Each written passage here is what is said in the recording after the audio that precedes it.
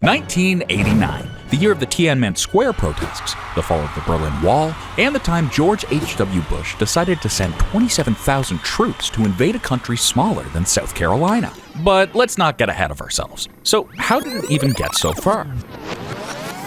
It actually started with something pretty boring: paperwork. It is 1977, and the United States and Panama are signing what would be known as the Torrijos-Carter Treaties. So we're signing these treaties to hand over the canal in about 23 years. Sound good? That sounds fantastic! We'll finally get our canal back. Sir, are you sure about this? That canal is really important. Don't worry, we've got a 23-year countdown, and we're keeping our military bases until the year 2000.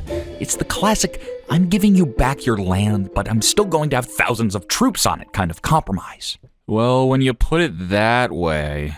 While Torrijos was busy signing away the next couple decades of Panama's future, a man with a face that looked like it had been carved from a potato with a rusty spoon was watching carefully from the shadows. His name was Manuel Noriega, and he was about to become very important to our story. Meet Manuel Noriega, our newest CIA informant. He's going to be a valuable asset. What's his rate? Well, we're starting him out on a modest salary, but eventually he'll be making $200,000 a year. That's quite a lot in 1970s Panama. What does he bring to the table? Oh, just intelligence on Cuba, the Sandinistas, those pesky FMLN rebels in El Salvador. Basically, all our Cold War priorities wrapped into one pineapple-faced package. Huh. Well, that sounds perfect to me.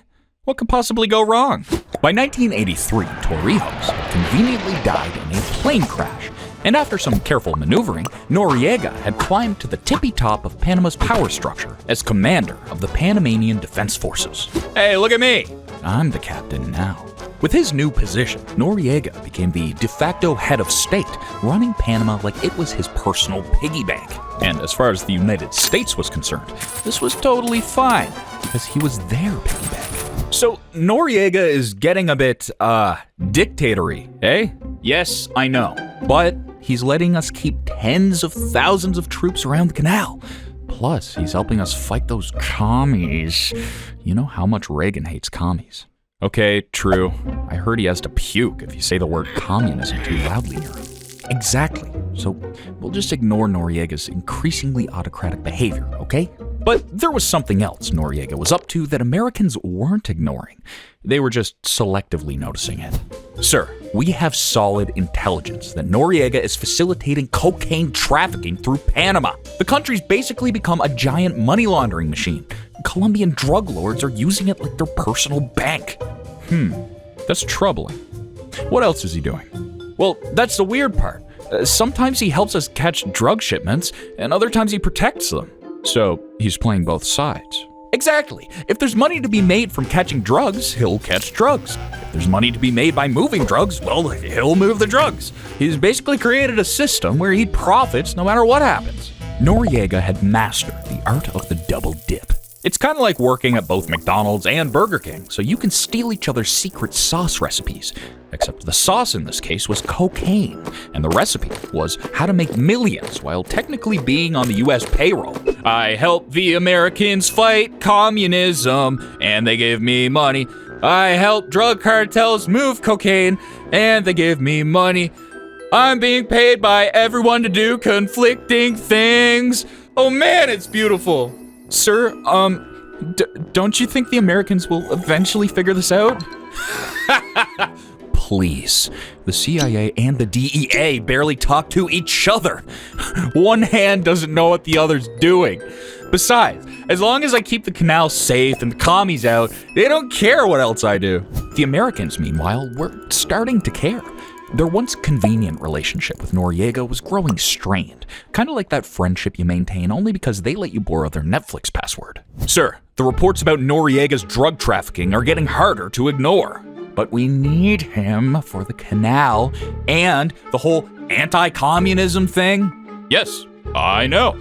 But he's also literally helping move tons of cocaine into the United States.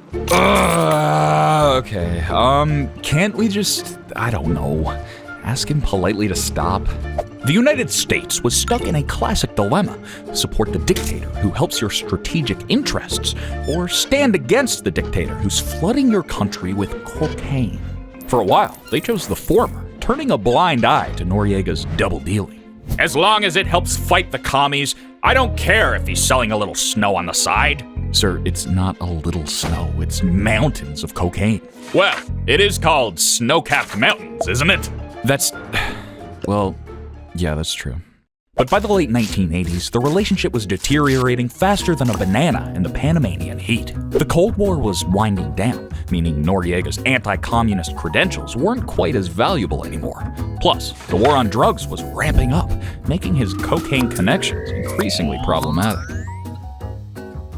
What would you do in this situation? Good morning, Mr. President. What is your decision?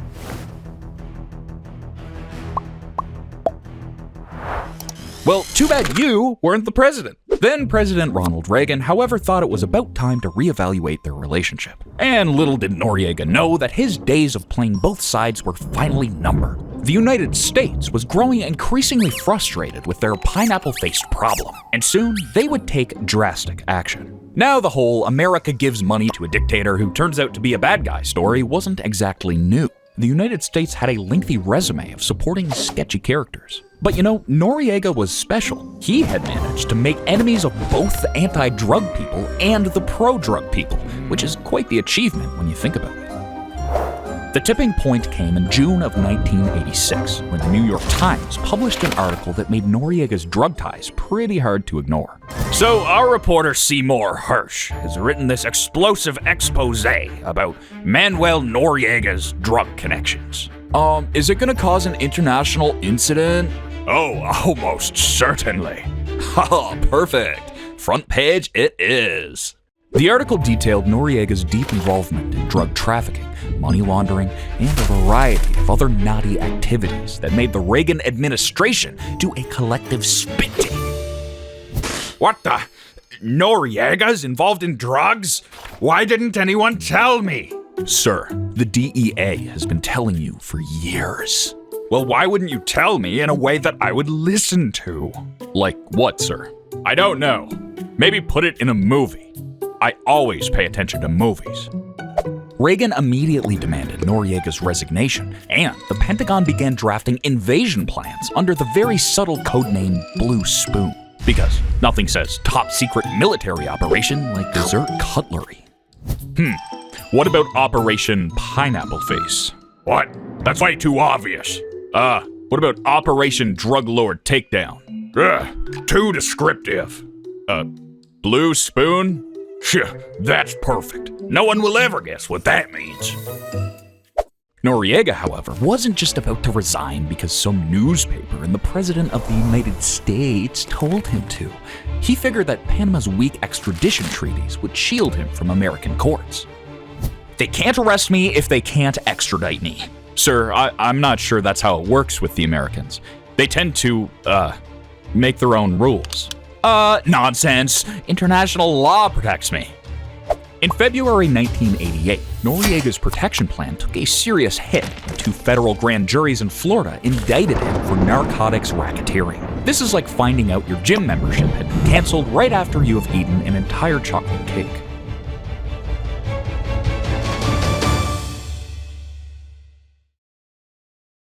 We are finally charging Manuel Noriega with narcotics racketeering, money laundering, and generally being a very bad person.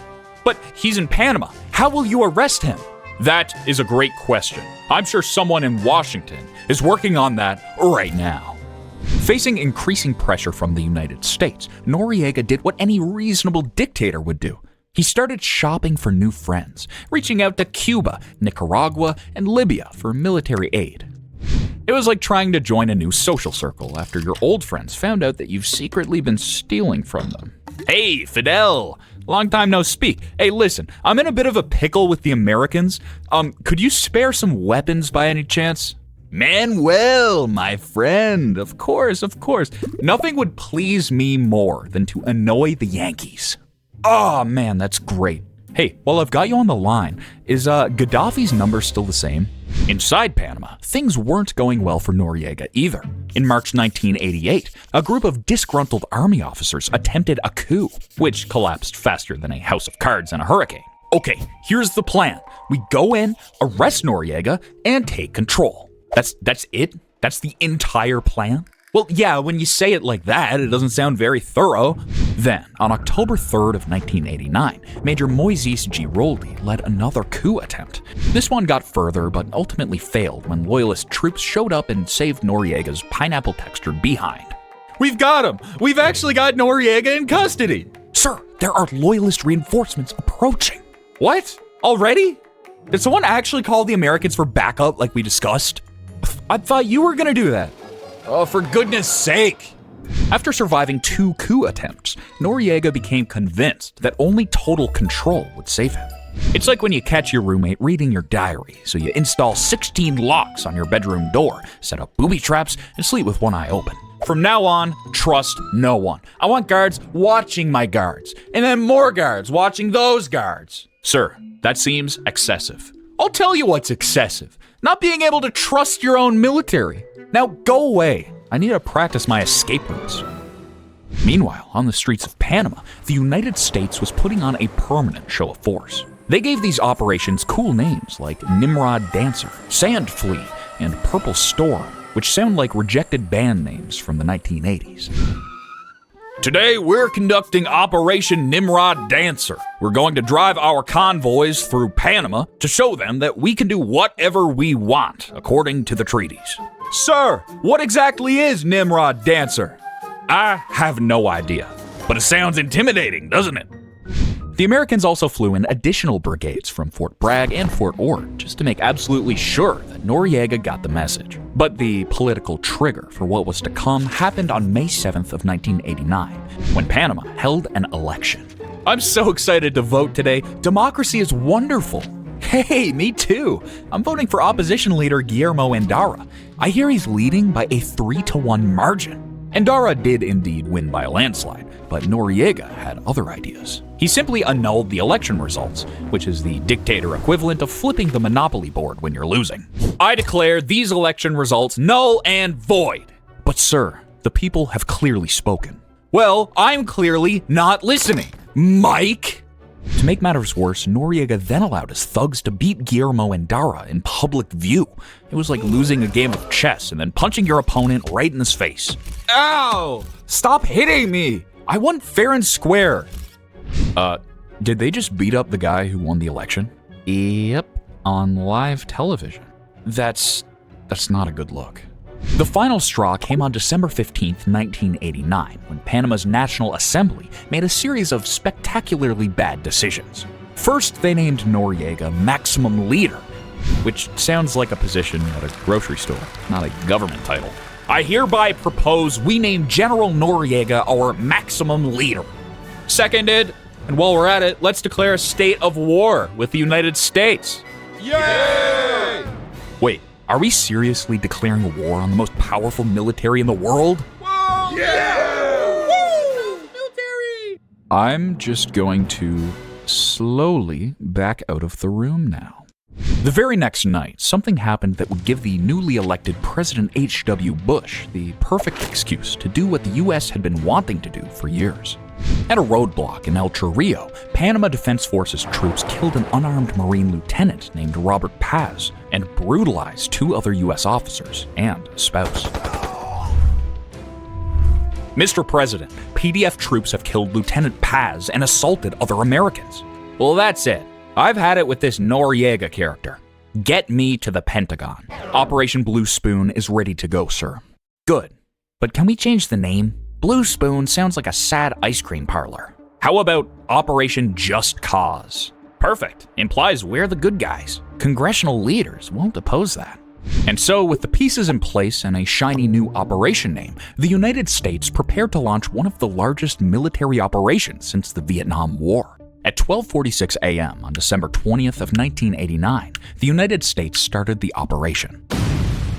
The invasion plan was basically hit everything at once and don't stop until Noriega is crying in a prison cell. over 27,600 American troops descended upon Panama like Black Friday shoppers at a Walmart, except instead of discounted TVs, they were after a drug-trafficking dictator. Alright, let's go over the plan one more time. We've got over 300 aircraft, including the F-117A stealth fighter, making its combat debut. The stealth fighter? Is that really necessary for Panama? No, but we spent billions developing it, and we want to show it off. Fair enough.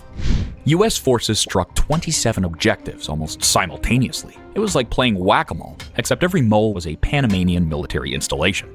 The Rangers and the 82nd Airborne Division parachuted onto Rio Hato and Omar Torrijos airports, neutralizing the runway defenses. Meanwhile, Navy SEALs were racing up the Panama Canal in boats, while other teams destroyed Noriega's personal Learjet at Punta Paitia and sank a patrol boat. This particular operation was codenamed Nifty Package, which sounds like what your aunt calls a birthday present, not a military mission. Alright men, remember our mission objectives for Operation Nifty Package? Sir, who names these operations? Probably the same guy who named Operation Blue Spoon. In Panama City itself, the 193rd Infantry Brigade and Airborne Engineers launched an assault on La Comandancia, the PDF headquarters. Unfortunately, the ensuing firefight caused fires that spread to the densely populated El Chorrillo neighborhood. My house is on fire! Mine too! Sorry about that. Freedom can be a bit flamey sometimes. Before dawn, Delta Force conducted Operation Acid Gambit, a mission to rescue an American citizen named Kurt Muse from Carcel Modelo prison. Although organized resistance from the PDF had collapsed within 48 hours, scattered firefights continued into January as additional battalions from the 7th Infantry Division swept through western provinces. Should we surrender? Our boss is hiding, our headquarters is destroyed, and there are 27,000 American troops everywhere. So, yes? I think that's a yes. But where was Noriega during all of this? The maximum leader was doing what all brave dictators do when their country is invaded, running around frantically, looking for somewhere to hide.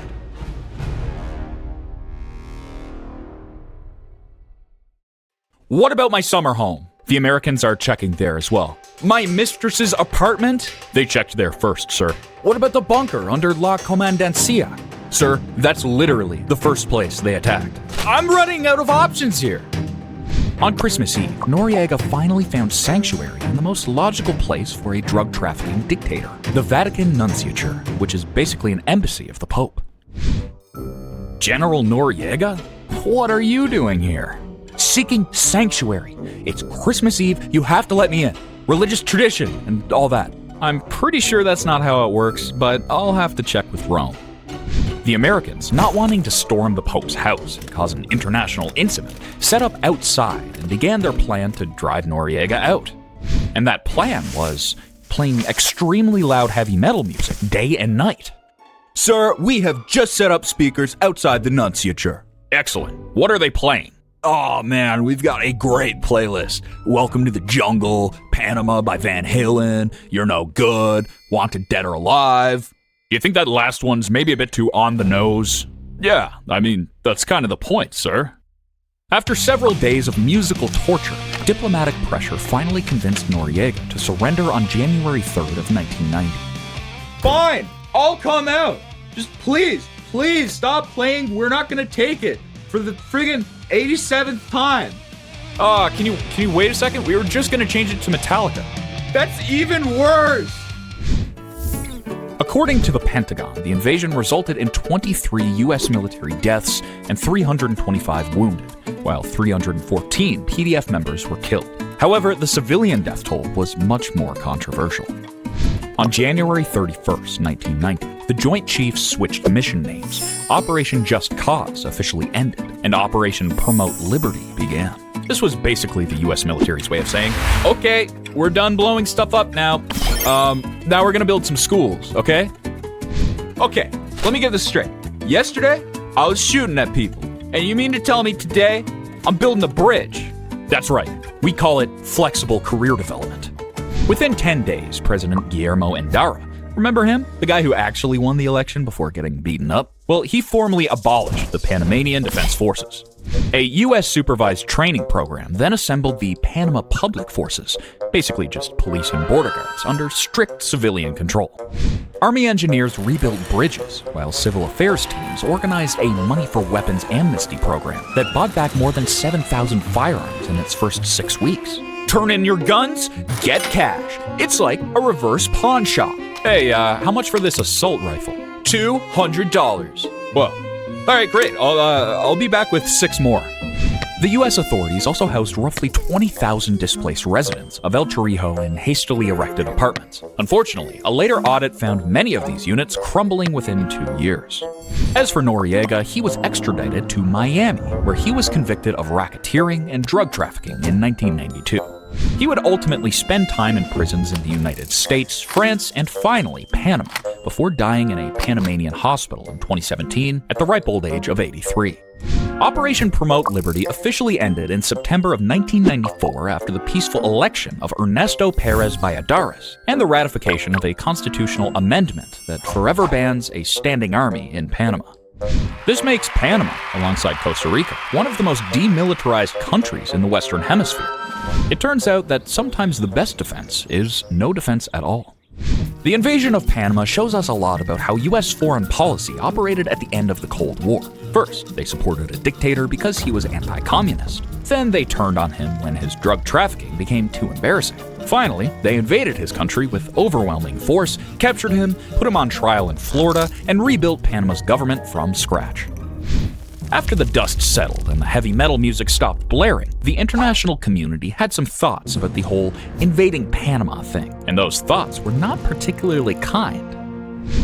I call this emergency meeting of the United Nations General Assembly to order. The topic: did the United States just do something extremely uncool? In our defense, we had a really good reason.